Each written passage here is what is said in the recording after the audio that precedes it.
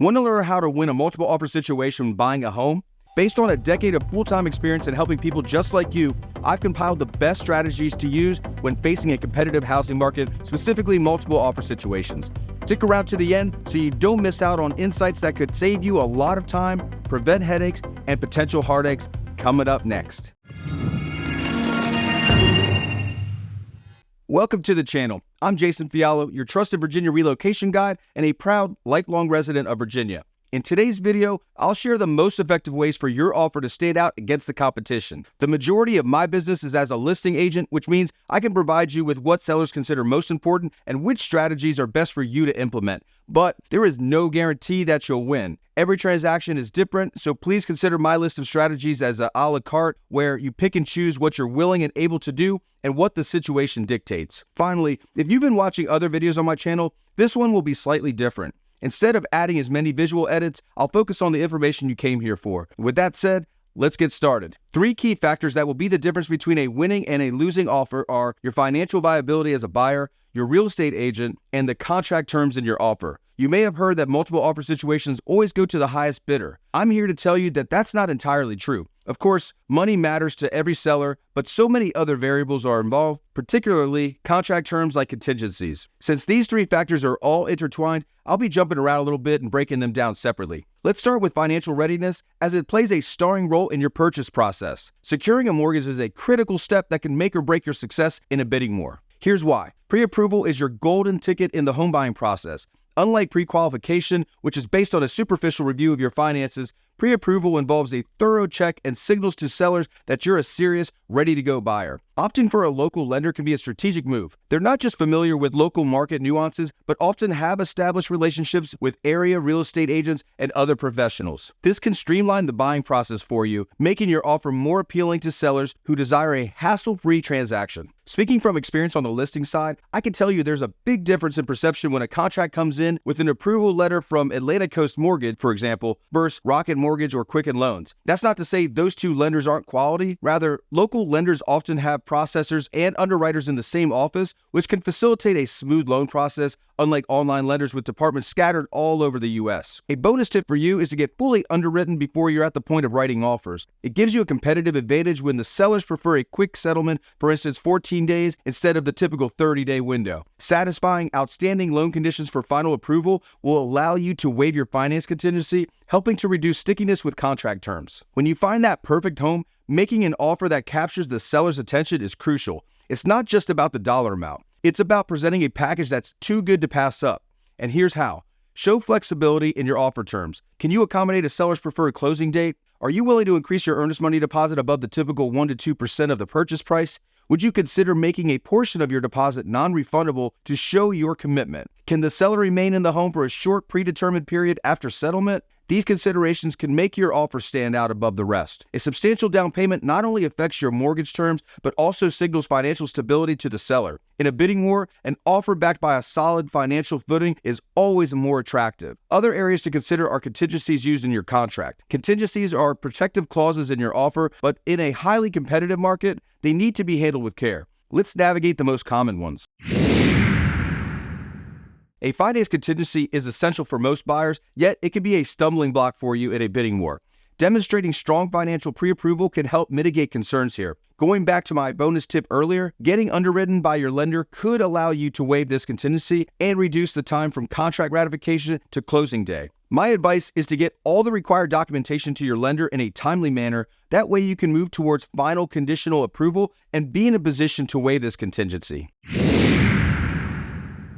An appraisal contingency protects you from overpaying and can be risky to waive. In a balanced market, sellers are more receptive to you including an appraisal contingency, but generally not during a seller's market. If you're considering waiving this, ensure that you have the means to cover any shortfall between the loan amount and the purchase price. For example, just this week, my client submitted an offer for $950,000, which was $75,000 over the seller's asking price. If the house only appraised for $925,000, my client would have to make up the difference of $25,000 out of their pocket to get to the contract price of $950,000. We had to waive appraisal in this situation because there were 22 other offers on the home, and based on that level of demand, my client understood the risk and was willing to take the chance. In the event the top offer didn't go as high as my client's max offer price of $950,000, we included a contract safeguard known as an escalation clause.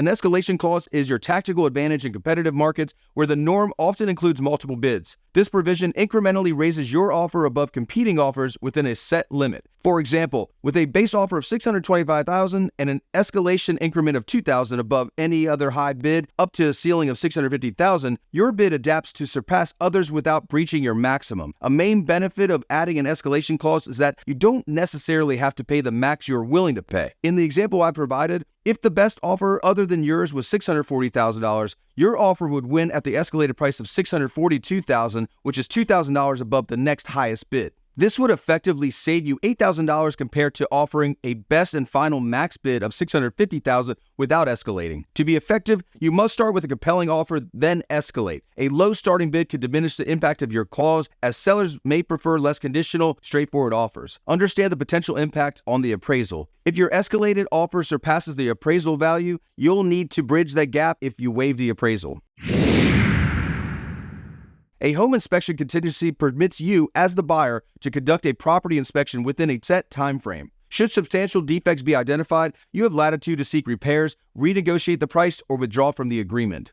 In a seller-dominated market, home inspections are on the short list of what you may have to waive to be competitive or even in contention. The best way to navigate this without feeling like you're going in blind is to have a pre-offer inspection. This means you have to act quickly to schedule it with your preferred or agent-referred home inspector. Considerations that may get in the way are the home inspector's availability, schedule openings on your target house, and finally, if the seller allows for it, which, believe it or not, they don't always agree. Alternative strategies within the home inspection contingency are to have a void-only inspection or inspection for information only. Both maintain the inspection right but forego repair requests. The difference is void-only inspections allow you to cancel the contract, whereas the inspection for information only is literally for information only.